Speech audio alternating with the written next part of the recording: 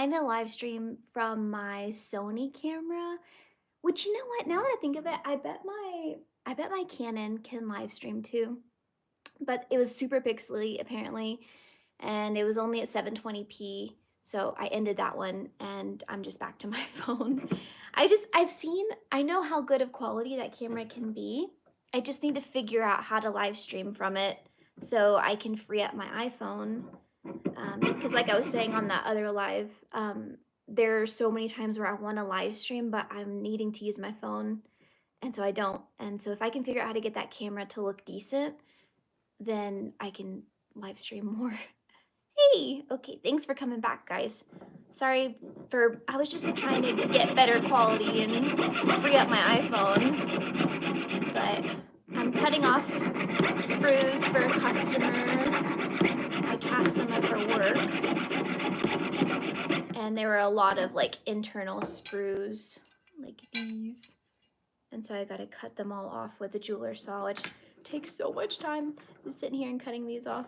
But what better time than to chat with you guys and doing like monotonous work. Hey, all these castings, I don't know if you can see them. I think you can see them right here. I've got like all these castings from last night and today, and I'm cutting off the sprues. And then I gotta weigh them and invoice people. And then I need to polish up one ring to mail to somebody for a customer, like an actual order. And then I've got some pictures to edit of a recent ring that I made. I'm not wearing any of my jewelry right now. But I have a new ring coming out tomorrow, and I need to edit the pictures that I took of it yesterday and add it to my website and do all the math. But it's a little pinky ring that looks like an eyeball, and it's got a gemstone in the middle as like the eye and eyelashes. It's really pretty and really cute. I have it on my Instagram stories if you're curious as to what it looks like. I love it, and I did my best like carving like the eyelids, the lower and the upper eyelids. I think it's really beautiful, and it doesn't have to be a pinky ring, but I think it looks cute as a pinky ring. Be a really good stacking ring too. But anyway, it's got a moissanite in the middle, and then I'm gonna have sapphire only, other options for people. So yeah, I can't wait to see what colors people pick. Hey, you're welcome. You're very welcome. I have fun chatting with you guys. This one doesn't need it. This one. Just sorting out which ones I need to saw the sprues off of. Let's see. Trying to separate two like people's order. I've got two different customers' castings in here. This one. These are so pretty. From Jane Sydney Studios. She carved these, and then I cast them. She's got some really pretty stuff. I'm just sorting now just to keep everything kind of where it's supposed to go. Okay, I only have a few more left to saw off.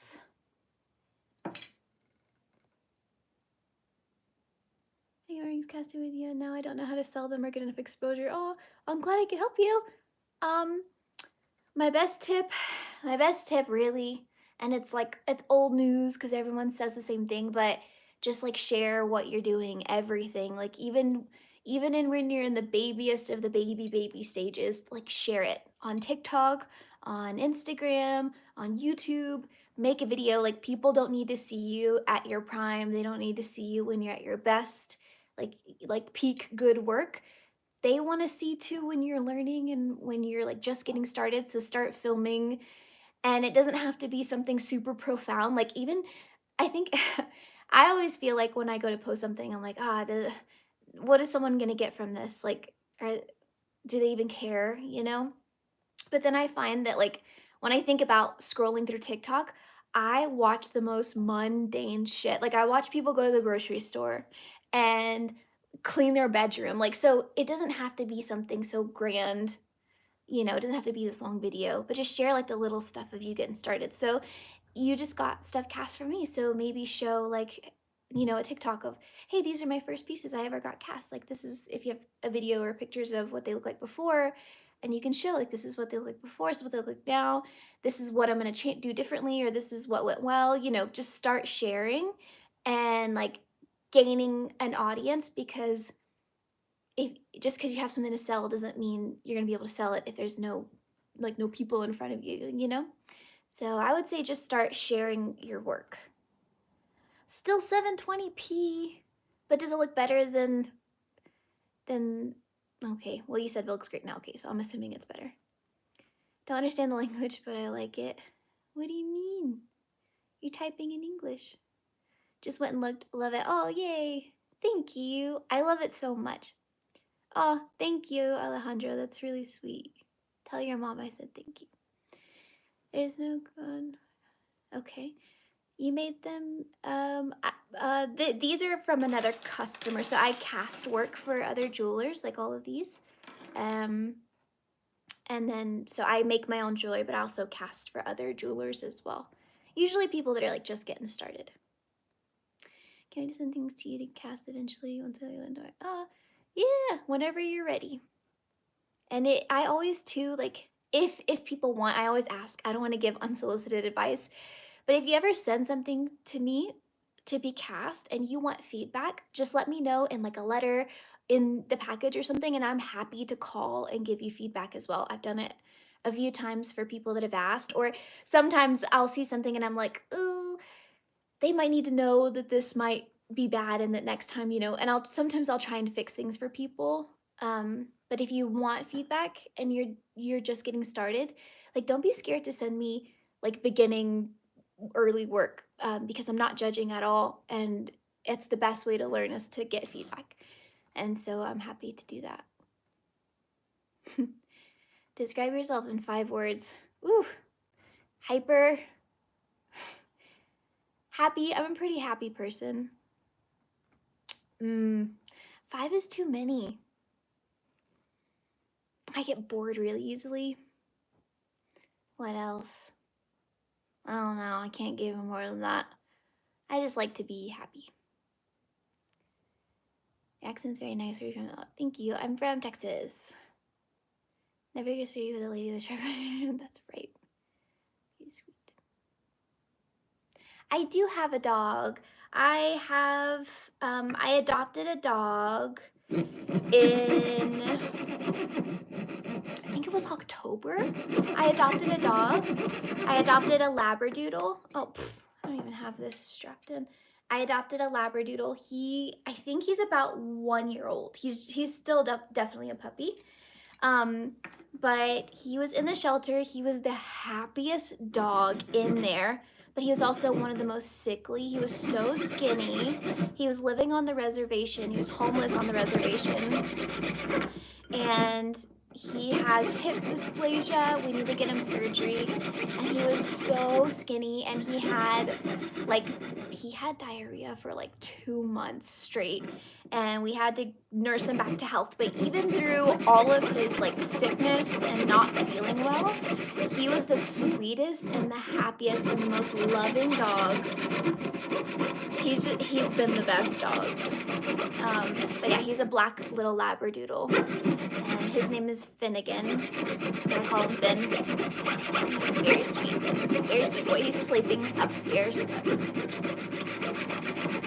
When he comes down, which I'm sure he will, I'll show you. Show him to you. I'm always scared right when I'm getting to the end of this room because I've cut my fingers so many times doing this.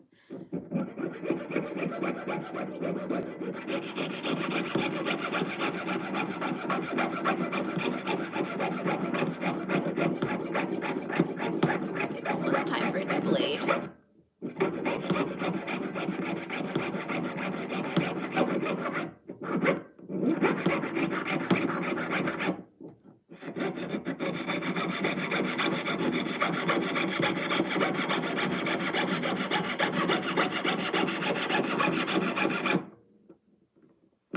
with my finger. I'm almost to the end of the metal.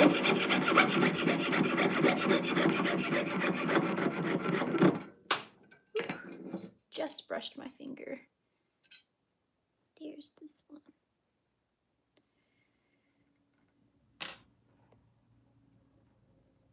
Where's your workplace for melting metals? I melt all my metal over there in an electromelt.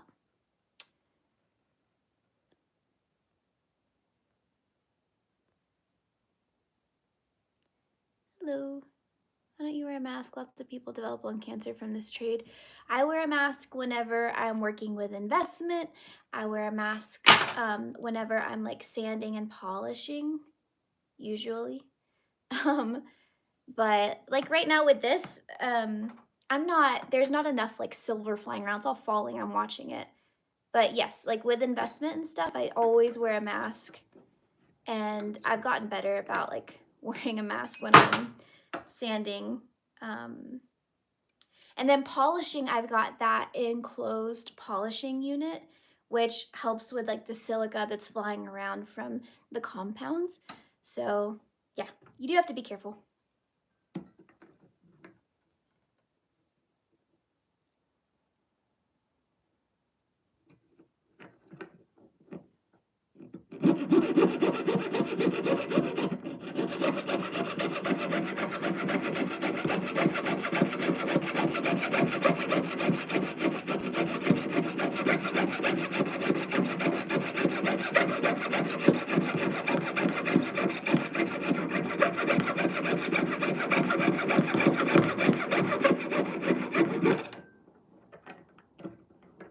Almost the last sprue.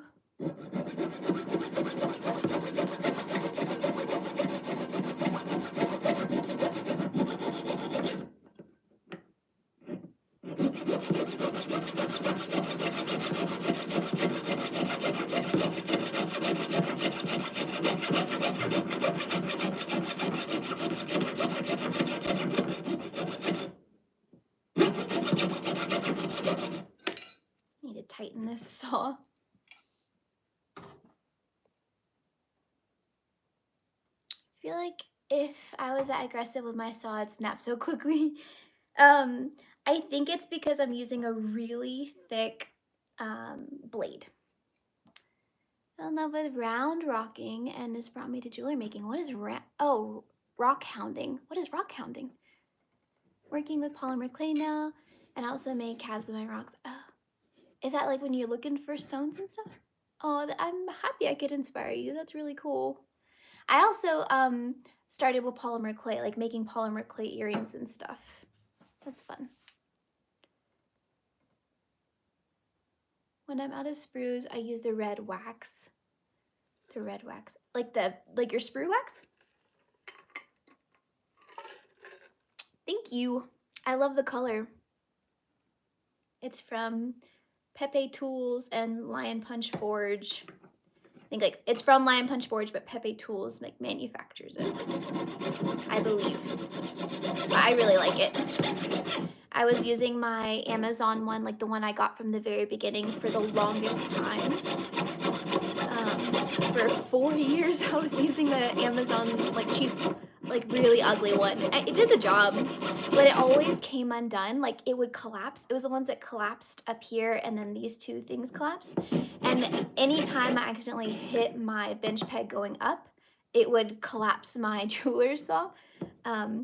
So yeah, whenever I went to the Tucson Gem Show with Pepe Tools, I bought this jeweler saw because like emerald green, it's not my favorite color, but it's one of my favorite colors, and I knew I needed to have it, and I'm really glad I got it because I really, really, really like that saw. Let's see. There we go. Like you're about to giving me some ideas for when I start my small channel, small person. Oh, thank you, Frank.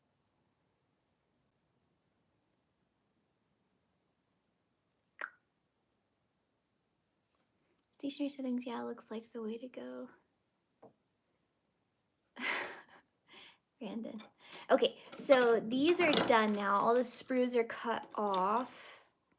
All this pretty silver. So we're just gonna weigh them, and I like to tag them. A lot of, like, my casters never did this before, like the ones I would use in the UK. And I don't think it's super necessary. Honestly, I wish someone would tell me, like, hey, stop tagging these because it's fucking annoying. But I know that it would have been helpful for me whenever I was pricing out my jewelry if I knew how much everything weighed. So I like to tag it for my casting people. Sorry, let me grab my little tags. But also, it helps me weigh it all here in a little bit, so that I can have like an easy way to tally up how much all this weighs. Love watching your videos. I just found you. Oh, thank you, Jenna. You're so sweet. Don't mean to change the subject. Did you ever redo your laundry area? Oh, no, I didn't. It's on the list of things to do. There's so many things in this house that I want to do. And it's definitely on the list of things. I don't know when, one day, but if y'all don't know, in my jewelry studio, my laundry room is right there in the corner and it's all open. And so I've been wanting to close it off so I don't have to hide it from you guys anymore. So it's on the list of things, the many list of things. Yeah, I always weighed before and after. Definitely helps out when you get in close material. Yes, and it saves them a step, and it's something that I was gonna have to do anyway, like weigh it, so I might as well. Also, I always found like my other caster was so great. Like they were so good in England. I really recommend them. It was Morel Casting, but they were such a big operation. I don't think they had the time to do it. They would just give you like one big weight, and so it was, and also at the time I was new to all of it, so I didn't know how to accurately like weigh and calculate my jewelry, like how calculate the cost. So I want to be like I want to make things as easy as possible, because I also know that a lot of the people that are having their work cast with me, they're new, and so I'd like to hope that this would help them too.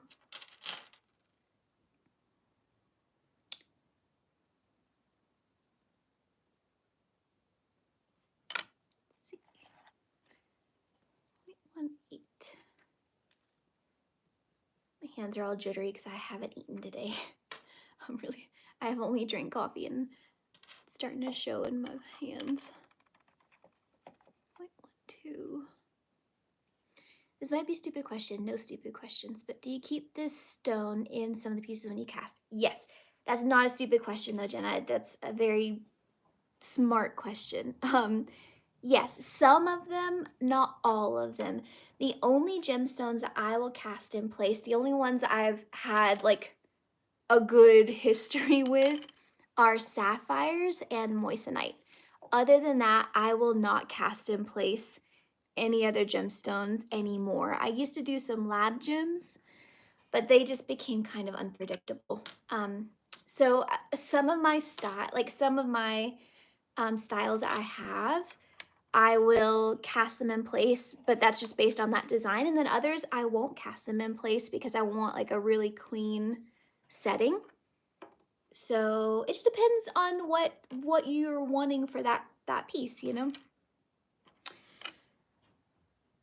0.13.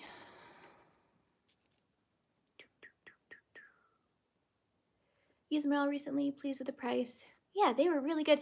And they were always really nice to like answer my questions too. Like they never made me feel stupid, which is really important when you're just getting started doing something, because nothing will kill like an eagerness to learn like someone talking to you like you're fucking dumb, or acting like you should know something when you're like new to this, you know? So I always liked Morel casting. Let's see.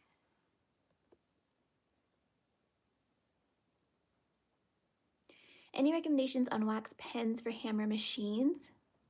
on wax pens and hammer machines. I've been looking on Alibaba, thinking of looking on Facebook Marketplace for a better deal. What do you think? Well, wax pens. I love my Touch-O-Matic pen. It's from Pepe Tools. They gifted it to me, but truly, I would have bought that thing. Like, if it ever breaks, I'm buying another one.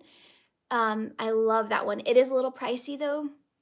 If you can't afford it, it's not 100% necessary. It's just like a convenience thing, but that's my favorite one.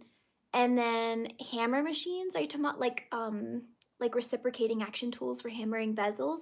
I really really like, if you want a budget one. I mean, it's still kind of expensive. Is the hammer handpiece for the Fordham SR pendant motor, and then if you've got like a bigger budget, then a pneumatic system obviously is like primo. But I do like the hammer handpiece for the Fordham. If you're needing an even more budget one though, and the hammer handpiece in the Fordham is too expensive, go for the Dremel. My friend at With Love Jewelry, she made a video of it with Love Jewelry, and she uses the Dremel for hammering bezels and stuff. But also check the swap pages like you're doing on Facebook. Do you have any favorites in? If so, which and why? Oh, okay, I think I answered that one. Okay. Yes, I can spend hours looking for agates. I did check your website and read your bio. My goal is to purchase these. Oh, thank you. Trying to build up my tools for my studio. Thank you. I always love making jewelry for other jewelers. Yeah, it's definitely like a slow. It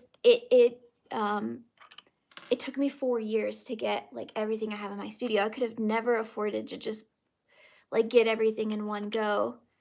So yeah, just take your time and do it all in like a realistic pace. And you can do a lot with a little too.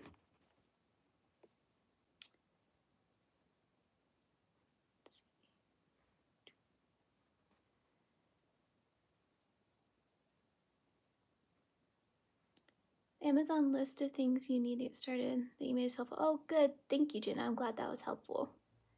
First time here, what kind of resin printer do you recommend? I have the Elegoo Mars Pro, but I feel the quality is too low for jewelers. Unless it's a resin that determines the quality. I don't do any 3D printing. I wish I could help you with that. I do have, I'm trying to think of the business name. Oh my god, I can't think of the business name. I don't know. If anyone has any recommendations for him for resin printers, let me know. Hey, Brianna. Sandcasting. I tried sandcasting one time and it didn't work, and I gave it up. Because I burnt out my torch. I didn't have the right torch for sandcasting. I think it's really cool. I think it gives really nice results. And I think it's a really low barrier to entry, so it's gonna be a super affordable way to get into it. I think though, just don't use a butane torch. Don't use a butane torch because it's not enough heat. Because you need a lot of heat for a long period of time to melt your metal in your crucible, depending on how much you have. And you will burn out those butane torches so quickly. So yeah, I would get like a Smith Little torch or something like that, or maybe there's something else like from a hardware store that maybe someone knows of that you can get. Baseball or hockey? I've never watched hockey. I grew up in the South and there was no hockey. So baseball? I use a cheap soldering iron that does, my battery's down this 0.25.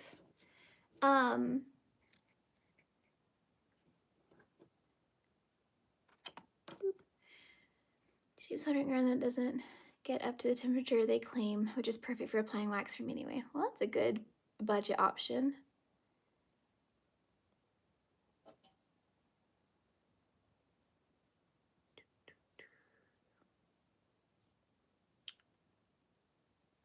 Have you ever used clay to make jewelry? Yeah, I used to, when I first started, I used polymer clay for funsies, the ones you bake. LU Mars 4 Ultra. Thank you for recommending that for him. I would love to get into 3D printing and 3D designing and all that type of stuff. I downloaded Shaper 3D the other night because I had downloaded a free version of Rhino, and it was so freaking, Rhino was so complicated to me. Even following a tutorial, I couldn't wrap my brain around it. And so I thought, okay, well maybe I'll start with something a little more user friendly and simple. And um, that one's still really hard. Way more intuitive than Rhino, and it gives you little tutorials. But I honestly, unless I go somewhere to like be taught, I don't know if I will ever have the patience for something like CAD. Kudos to all the CAD people. I think if I ever get into designing that kind of jewelry, I'll just pay someone for their expertise because that shit is so hard to learn.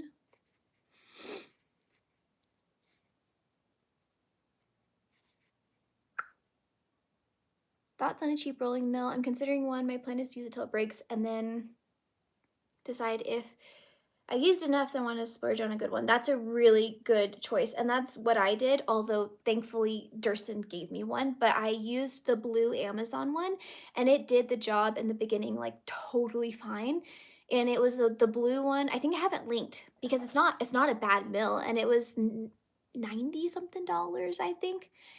However, you had to assemble like the and adjust the rollers and put the springs in. Like it was kind of a pain in the ass. And like the more expensive ones, you open the box and there it is and it's all put together and it's nice. And you can just feel like the quality of the torque. Like you don't have to rotate your arms as many times and it's really nice, but I don't think it's something that you have to spend like big bucks on in the beginning, like other tools. So yeah, I do recommend that you probably go budget in the beginning and then just see how much you used it. But I used to use mine all the time for flattening out metal and rolling out half round wire. And yeah, I definitely think it's something that you can budget on in the beginning. Go budget.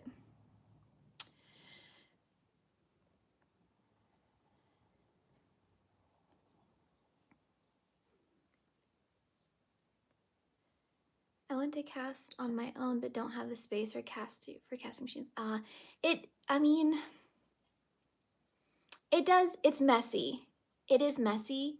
I mean, my casting stuff doesn't take up a ton of space. Like if I didn't have my big kiln, I can fit everything on like one wall. So maybe you could put it in like a closet or something. Well, I guess you need to be by a window for ventilation. I don't know. I don't know what situation you're working with either, but hopefully one day you do have a space to work with. At the moment, I'm weighing all of these pieces for customers. So I cast for other people, and so I weigh their jewelry in troy ounces afterward, and I mark it so I can add it all up, and so they can have their priced jewelry or their weighed jewelry. Because I have to take it to the post office soon. Thank you. Use the same and I love it. I bought a fake diamond and my signature clay creation is a flower with a diamond in the middle. Oh, that sounds pretty.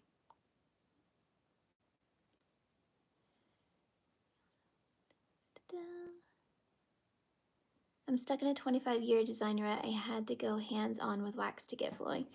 Yeah, I think I also think too I don't know.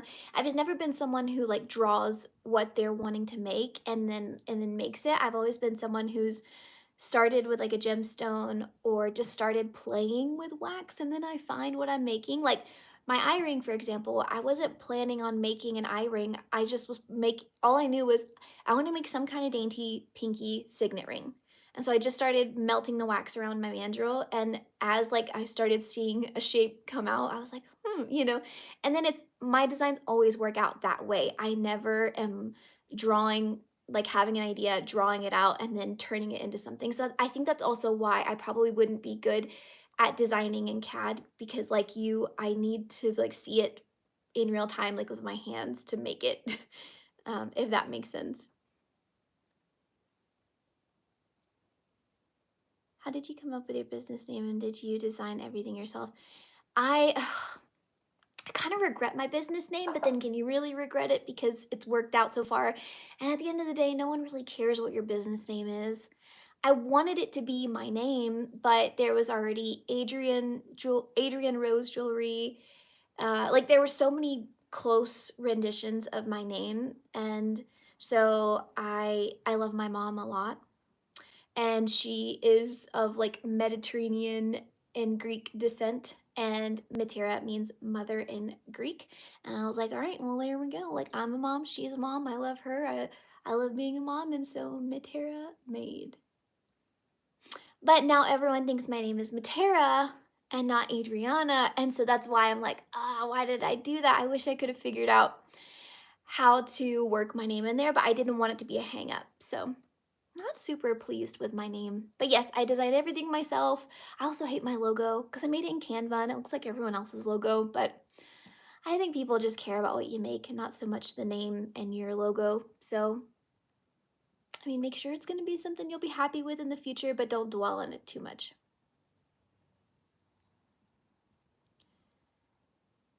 What soldering tools do I use? A butane, like Bench Basics torch, and solder paste.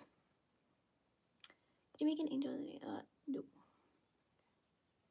The more unique your name is, the easier it is to find you. You're better off with the current name. Thank you very much. It's more of an art form of a thought. Hello in Denmark. Ha. I get called by my surname too, right? It's funny, and I never want to correct anyone, and so usually I don't, and I'll just like let them think that my name is Matera. It's fine. I'm hungry.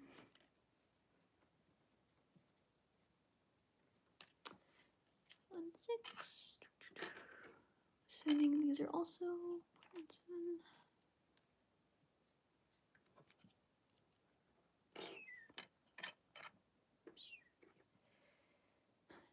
Work with Alexandrite.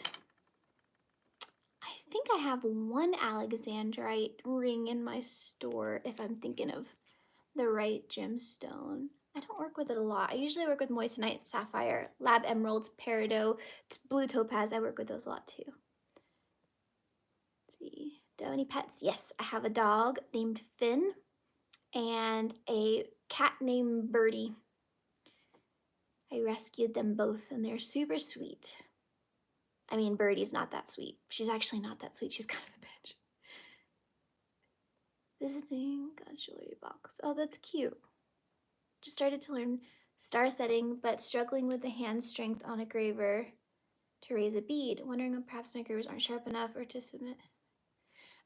Okay, so with bead setting, I hate hand pushing gravers because I always was traumatized when I was learning. I would push too hard and it would slip and it would hit my hand and I stabbed myself in the hand a bunch of times hand pushing gravers.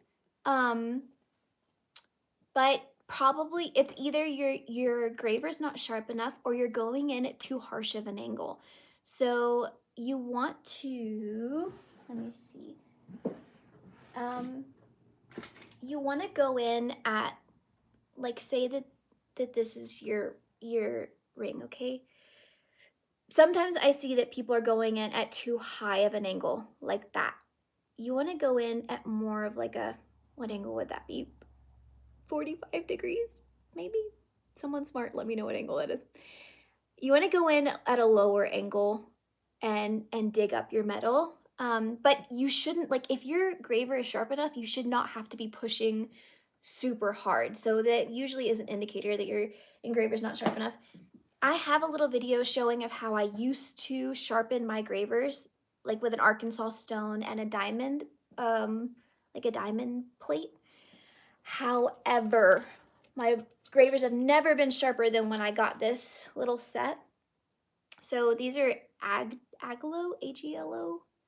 Screenshot that if you need to. But it's this brand. This is the rough one, and then this is the medium one. I don't think this one has a number. It just says Sharp M Agelo. They're backed with metal so that they don't bend. And then this is a fine one that gets it really shiny. My gravers have never been as sharp as when I started using these. And you just take your graver and you're gonna sharpen it like at that same 45-degree angle. And so you have this in your flex shaft and you'll just very gently put your face on it and then spin it. And then you'll do the sides and you'll do all 3 grits and they will be so sharp and so shiny, and I bet you'll have a lot less trouble.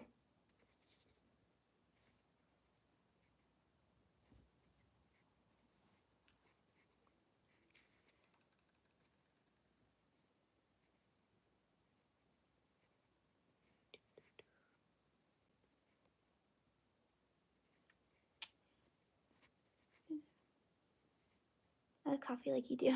I drink way too much coffee. I drink way more coffee than water, and that's not good. Azteca vendor sent me a check with the store name as my name. No. Oh, that's good. That's really good. That's funny. Thank you. Have you thought of working with purple gold? I've never heard of purple gold. I'll have to Google that.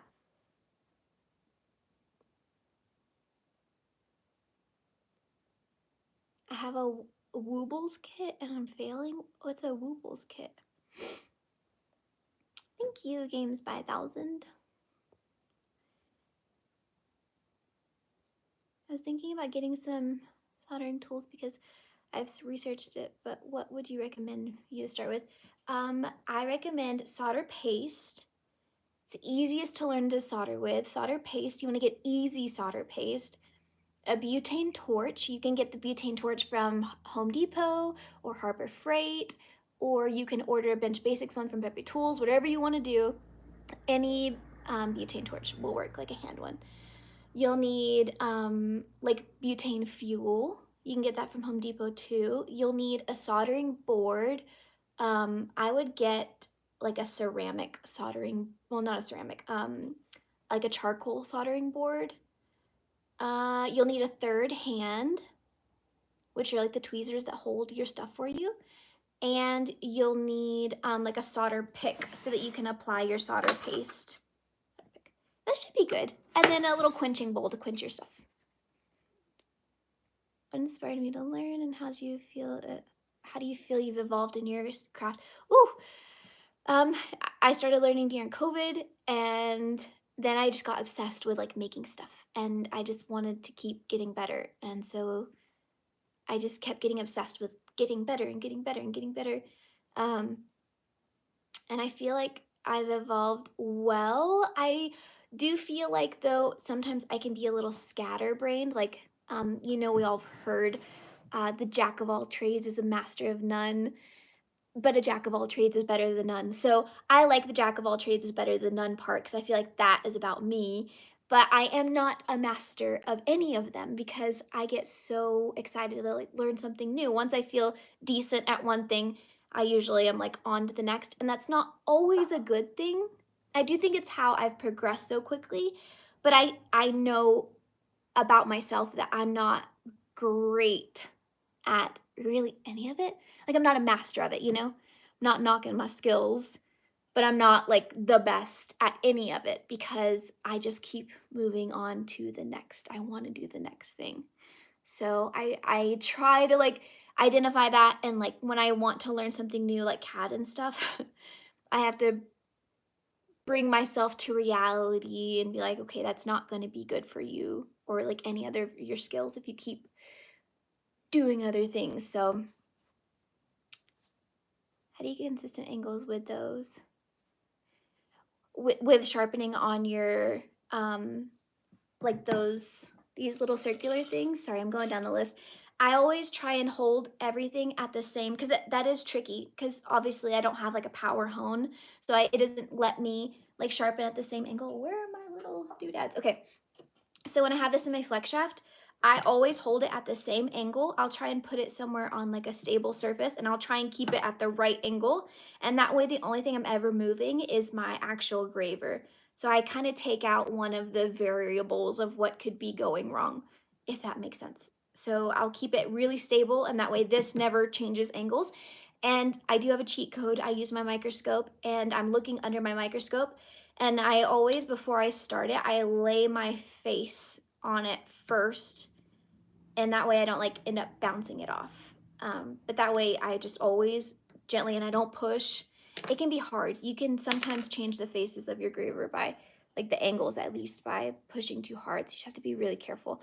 I would love a power hone though one day, but too expensive. You're welcome, Carla.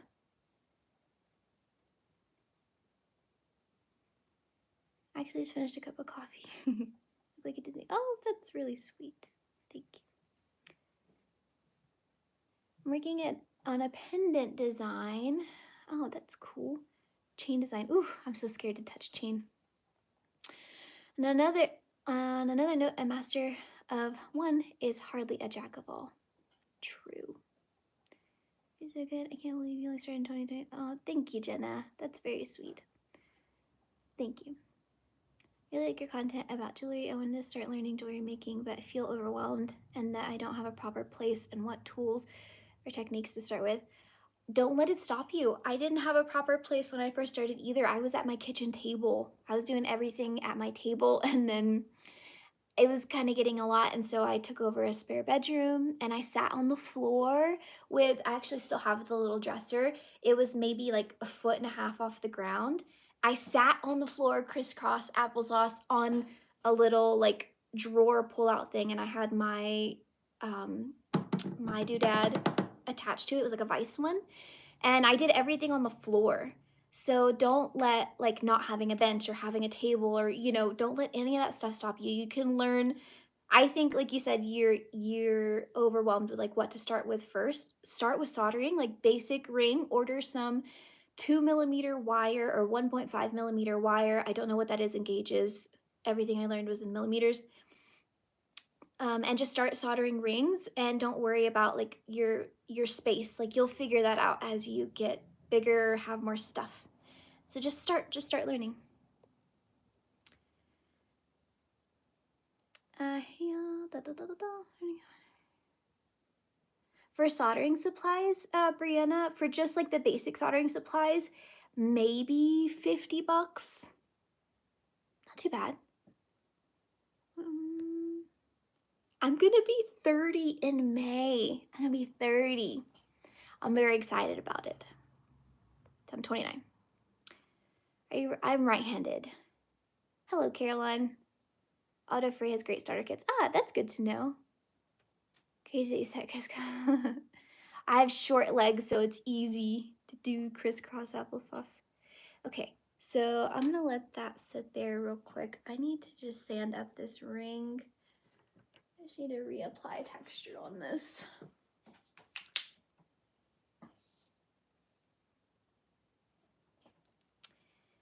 Let's see.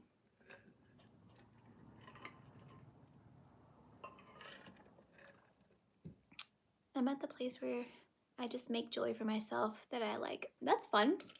That's a good place to be.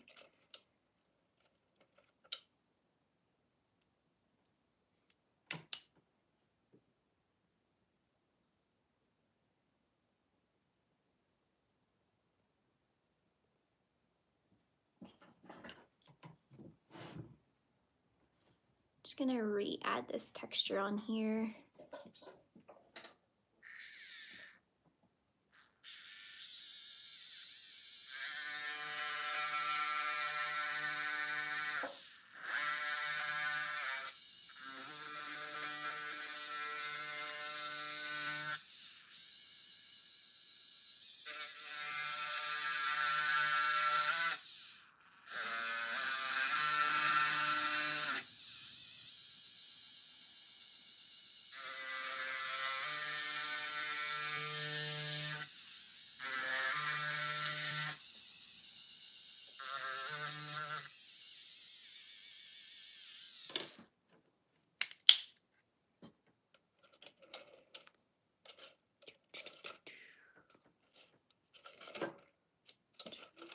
I'm missing a bunch of diamond burrs. Where are they all? Use this one. This is my Napoli ring someone ordered. After I cut the sprues off, I have to re-add some of the texture in these areas, because like the ring is like really molten-y and like organic.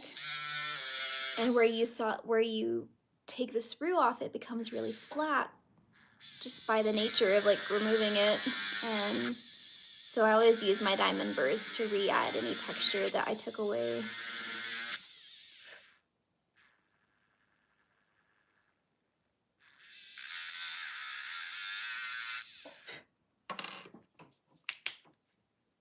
Have a good day, Brianna.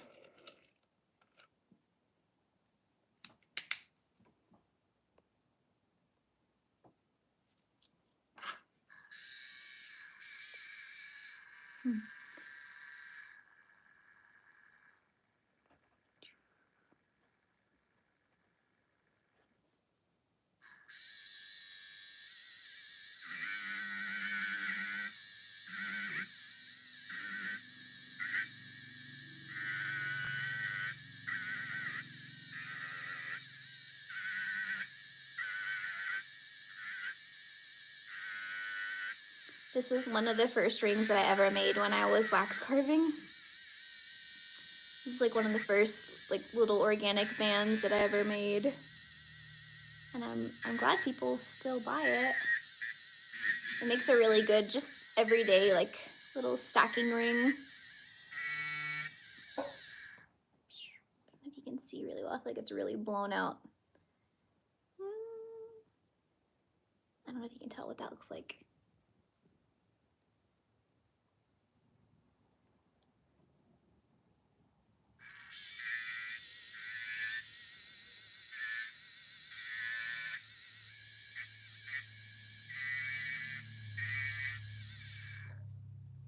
I don't want to use my silicone wheels on this ring, but I feel like I should.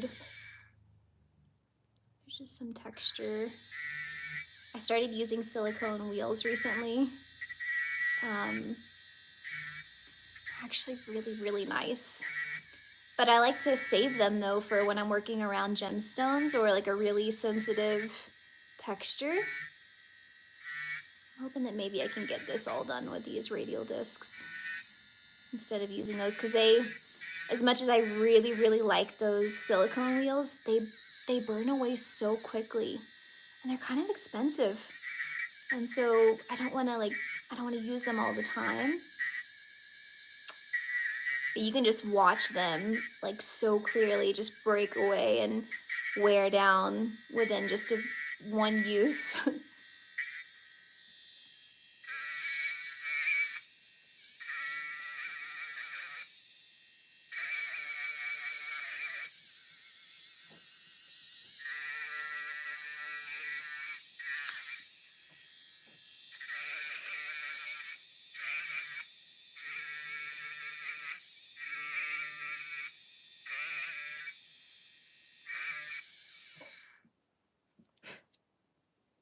I have another question. The stem on the tree after you cast, does the silver just get recycled? Yes. So I got a few trees right here. I got a tiny one and then these big ones. So yeah, I do recycle them only if they weigh half or less than the silver that I'm needing. So whenever I'm casting, I always use at least half or more of casting grains. So if I have some to recycle, I'll definitely recycle the tree. But just like you can get porosity in your work if you're not using like some casting grain with your recycled stuff. So you have to be kind of careful.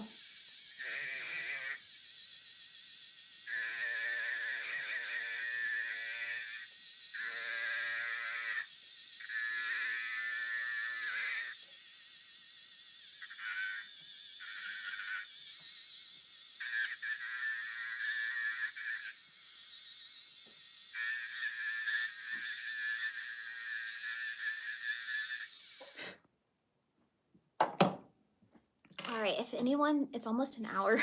If no one has questions anymore, I will go. I need to invoice these folks and I'll finish cleaning this up later, but thank you. Got all my plant babies here. All right, if no questions, suggestion for, I bought some books for jewelry making. Like you can kind of see some of them right there, but I didn't read them because I learn best from like videos, like watching videos, watching other people work. I think maybe it's just like this generation, but I don't like learning from a book. I Google or watch videos. So I really don't have any that I can really recommend that actually would have helped me. I'm sorry, I wish I did. You're welcome, Jenna. I'm very happy I can help. Thank you. Okay, I'll let you guys go. I hope you have a good day. I gotta film a video. I was gonna film it tomorrow. It's April is 1 year of me working full-time in my business, so I thought I'd make an updated video on like how this year went, what went wrong, what went well, it being a full year already. So yeah, I'll be making that video probably tomorrow. So if you're watching this before tomorrow and you've got anything that you'd like me to answer about my first full year, then leave it in the comments right here and I'll add it in there. But yeah, it's been the best year ever. And a lot of it has been because of YouTube and because of you guys. So I really, really appreciate that. Thanks for answering all the questions. And I guess I'll leave you with a trivia. I'm 5'1". 5'1". To use borax to melt. I don't use borax because I'm using like an electromelt crucible, and it's like a graphite crucible, and borax isn't good for the graphite ones. It's good for like the is it porcelain, ceramic? I think ceramic. But yeah, not in my graphite crucible. No. Hello, Harley. It was good, and now I'm leaving the live. I'm really sorry. Bad timing on your part. But yeah, I'll talk to you guys soon, and I'll answer those questions in the video. But have a good day, guys. Thanks for hanging out with me. You're welcome, Iman.